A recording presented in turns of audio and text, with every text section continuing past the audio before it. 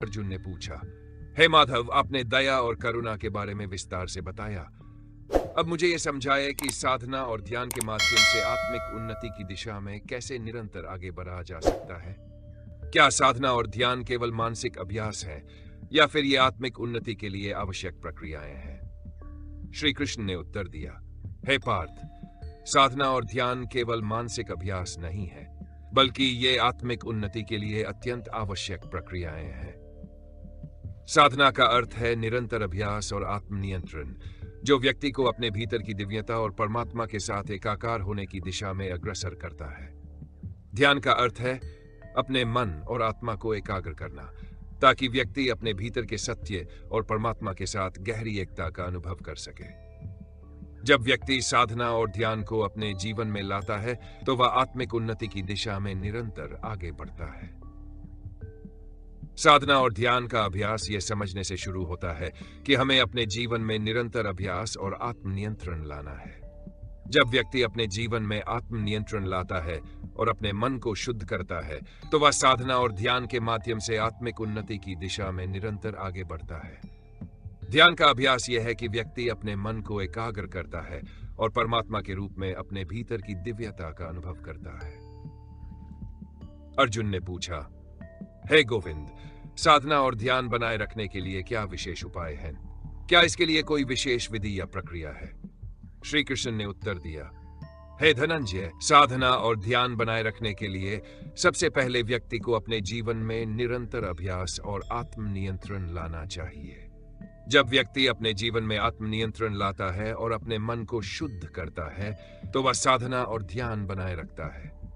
साधना का अभ्यास यह है कि व्यक्ति अपने जीवन के हर कार्य को निस्वार्थ भाव से करता है और उसे परमात्मा के प्रति समर्पित करता है।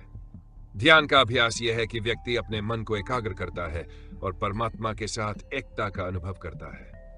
साधना और ध्यान बनाए रखने के लिए व्यक्ति को अपने विचारों और भावनाओं में संतुलन बनाए रखना चाहिए। जब व्यक्ति अपने विचारों और भावनाओं में संतुलन बनाए रखता है, तो वह साधना और ध्यान को अपने जीवन में बनाए रखता है। साथ ही व्यक्ति को अपने कार्यों में भी साधना और ध्यान का पालन करना चाहिए, ताकि वह आत्मिक उन्नति की दिशा में आगे बढ़ सके। अर्जुन ने पूछा, हे गोविंद, क्या साधना और ध्यान बनाए रखने से व्यक्ति के जीवन में कोई विशेष परिवर्तन आता है? श्री कृष्ण ने उत्तर दिया, हे पार्थ, साधना और ध्यान बनाए रखने से व्यक्ति के जीवन में गहरा और सकारात्मक परिवर्तन आता है। सबसे पहले, जब व्यक्ति साधना और ध्यान बनाए रखता है, तो उसका हृदय शुद्ध होता है और वह अपने जीवन को परमात्मा के प्रति समर्पित करने का अनुभव करता है।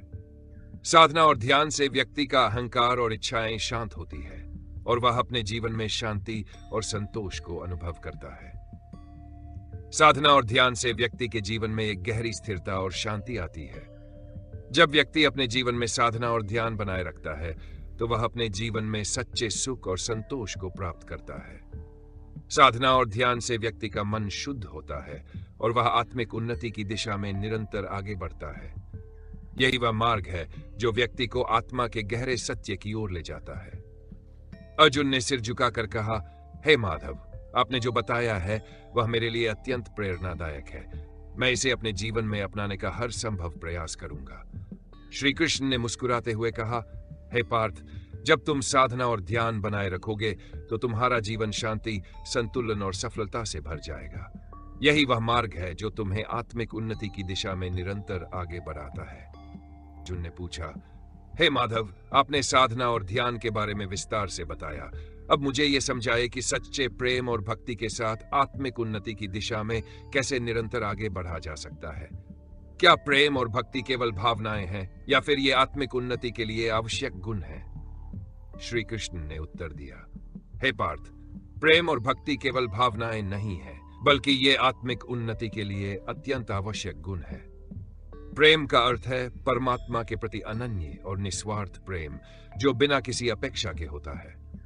भक्ति का अर्थ है परमात्मा के प्रति समर्पण और श्रद्धा, जो व्यक्ति को आत्मिक उन्नति की दिशा में आगे बढ़ने के लिए प्रेरित करती है। जब व्यक्ति अपने हृदय में सच्चे प्रेम और भक्ति को लाता है, तो वह आत्मिक उन्नति की दिशा में निरंतर आगे बढ़ता है। प्रेम और भक्ति का अभ्यास ये समझने से शुरू होता है कि हमें परमात्मा के प्रति अपने हृदय में अन्य प्रेम और श्रद्धा रखनी चाहिए।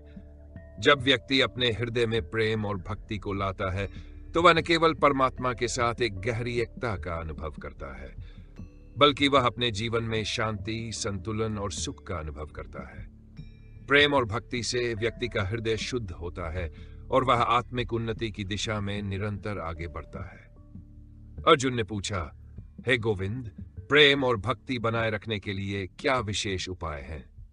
क्या इसके लिए कोई विशेष विधि या प्रक्रिया है?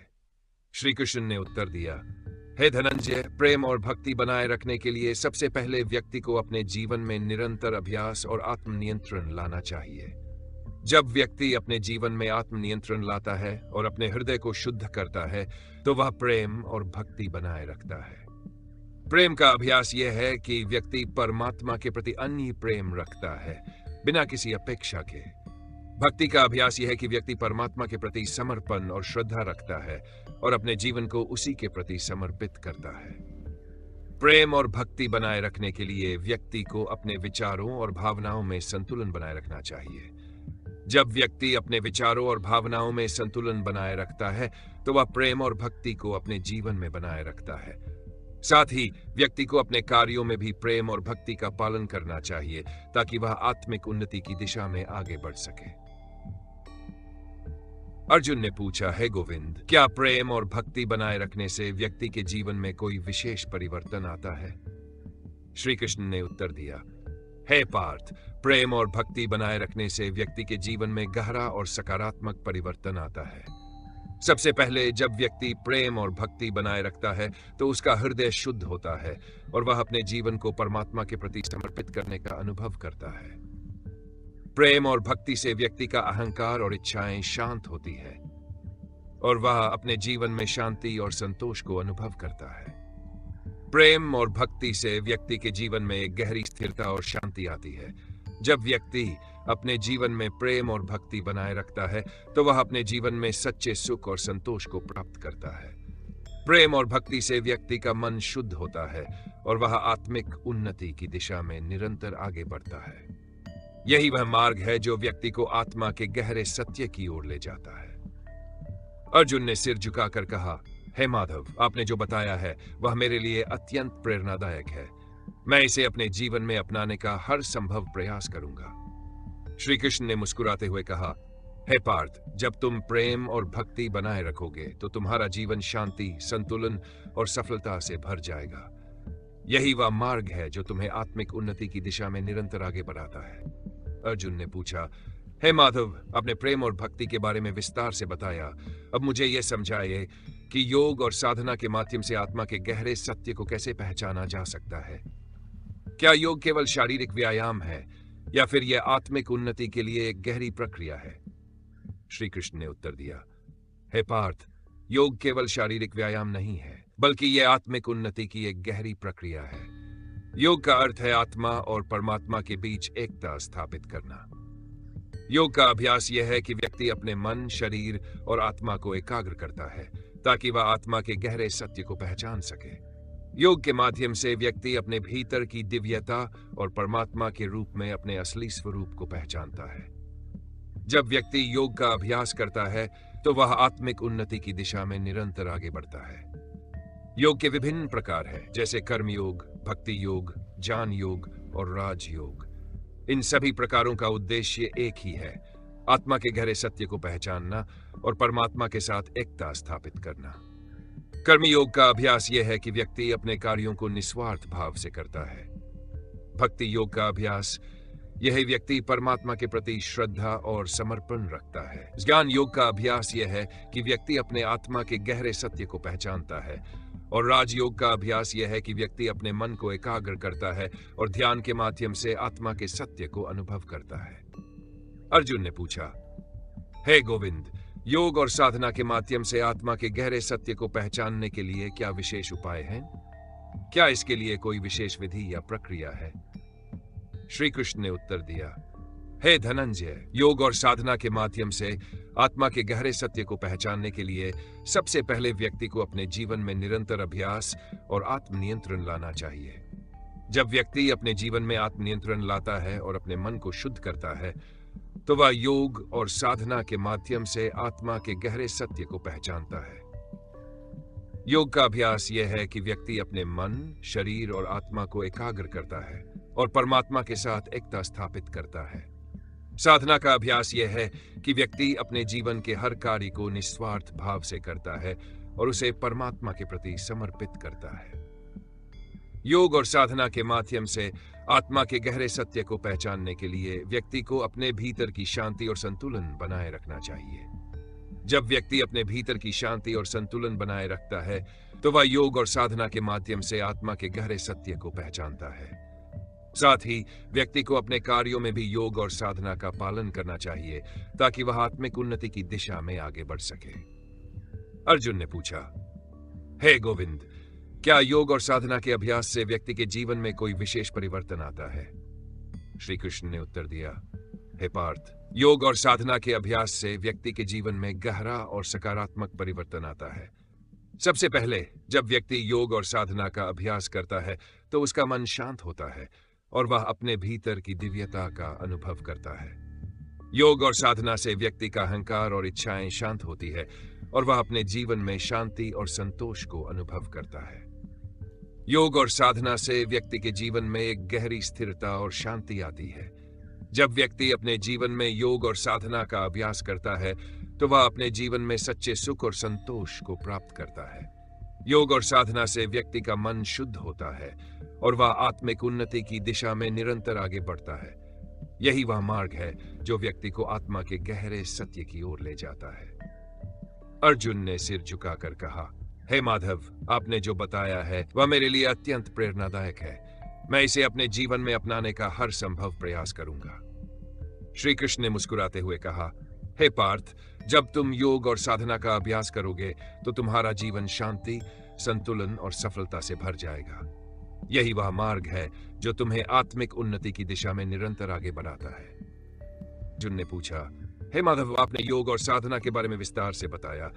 अब मुझे यह समझाए कि आत्मज्ञान और विवेक के साथ आत्मिक उन्नति की दिशा में कैसे निरंतर आगे बढ़ा जा सकता है। क्या आत्मज्ञान केवल ज्ञान की बात, या फिर यह आत्मिक उन्नति के लिए एक गहरी प्रक्रिया है? श्री कृष्ण ने उत्तर दिया, हे पार्थ, आत्मज्ञान केवल ज्ञान की बात नहीं है, बल्कि यह आत्मिक उन्नति की एक गहरी प्रक्रिया है। आत्मज्ञान का अर्थ है आत्मा के सत्य को पहचानना, और इसे केवल शास्त्रों और उपदेशों से नहीं, बल्कि अपने अनुभव से समझना। जब व्यक्ति आत्मज्ञान प्राप्त करता है, तो वह अपने भीतर की दिव्यता और परमात्मा के रूप में अपने असली स्वरूप को पहचानता है।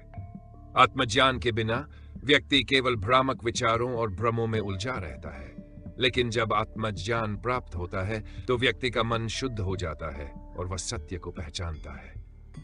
विवेक का अर्थ है सही और गलत के बीच अंतर समझना। जब व्यक्ति विवेक को अपने जीवन में लाता है, तो वह अपने कार्यों में सत्य और न्याय का पालन करता है। विवेक से व्यक्ति अपने जीवन के प्रत्येक निर्णय में आत्मिक सत्य और परमात्मा के मार्ग को पहचानता है। आत्मज्ञान और विवेक का अभ्यास यह है कि व्यक्ति अपने भीतर की दिव्यता और परमात्मा के साथ एकता स्थापित करता है और अपने जीवन को सत्य, प्रेम और भक्ति से भरता है। अर्जुन ने पूछा, हे गोविंद, आत्मज्ञान और विवेक के अभ्यास से जीवन में क्या विशेष परिवर्तन आता है? क्या इसके लिए कोई विशेष विधि या प्रक्रिया है? श्री कृष्ण ने उत्तर दिया, हे धनंजय, आत्मज्ञान और विवेक के अभ्यास से जीवन में गहरा और सकारात्मक परिवर्तन आता है। सबसे पहले जब व्यक्ति आत्मज्ञान प्राप्त करता है, तो उसका मन शुद्ध होता है और वह अपने भीतर की दिव्यता का अनुभव करता है। आत्मज्ञान से व्यक्ति का अहंकार और इच्छाएं शांत होती हैं और वह अपने जीवन में शांति और संतोष को अनुभव करता है। विवेक का अभ्यास यह है कि व्यक्ति सही और गलत के बीच अंतर समझता है और अपने जीवन में सत्य, न्याय और धर्म का पालन करता है। आत्मज्ञान और विवेक के अभ्यास से व्यक्ति का जीवन संतुलित और स्थिर होता है। जब व्यक्ति अपने जीवन में आत्मज्ञान और विवेक को लाता है, तो वह अपने जीवन में सच्चे सुख और संतोष को प्राप्त करता है। आत्मज्ञान और विवेक से व्यक्ति का मन शुद्ध होता है और वह आत्मिक उन्नति की दिशा में निरंतर आगे बढ़ता है। यही वह मार्ग है जो व्यक्ति को आत्मा के गहरे सत्य की ओर ले जाता है। अर्जुन ने सिर झुकाकर कहा, हे माधव, आपने जो बताया है वह मेरे लिए अत्यंत प्रेरणादायक है। मैं इसे अपने जीवन में अपनाने का हर संभव प्रयास करूंगा। श्री कृष्ण ने मुस्कुराते हुए कहा, हे पार्थ, जब तुम आत्मज्ञान और विवेक का अभ्यास करोगे तो तुम्हारा जीवन शांति, संतुलन और सफलता से भर जाएगा। यही वह मार्ग है जो तुम्हें आत्मिक उन्नति की दिशा में निरंतर आगे बढ़ाता है। अर्जुन ने पूछा, हे माधव, आपने आत्मज्ञान और विवेक के महत्व को समझाया। अब मुझे यह बताइए कि संयम और संतुलन को अपने जीवन में कैसे अपनाया जा सकता है। क्या संयम केवल इच्छाओं को त्यागने का नाम है, या ये जीवन के हर पहलू में एक गहरी समझ और अनुशासन का हिस्सा है? श्री कृष्ण ने उत्तर दिया, हे पार्थ, संयम का अर्थ इच्छाओं को त्यागना नहीं है, बल्कि उन्हें सही दिशा में नियंत्रित करना है। जीवन में संयम और संतुलन का पालन करना आत्मा की शुद्धता और मन की स्थिरता के लिए अत्यंत आवश्यक है। संयम का अभ्यास यह है कि व्यक्ति अपने मन, इंद्रियों और भावनाओं पर नियंत्रण रखता है। जब व्यक्ति संयमित जीवन जीता है तो वह अपने भीतर शांति और स्थिरता का अनुभव करता है। संयम केवल भौतिक इच्छाओं को सीमित करने तक सीमित नहीं है। यह विचारों, भावनाओं और कर्मों में भी संतुलन लाने का नाम है। जब व्यक्ति अपने विचारों को संयमित करता है तो वह नकारात्मकता से बचता है। जब भावनाओं में संयम होता है तो क्रोध, ईर्ष्या और मोह जैसे विकारों पर विजय प्राप्त होती है। और जब कर्म संयमित होते हैं तो व्यक्ति धर्म के मार्ग पर चलता है।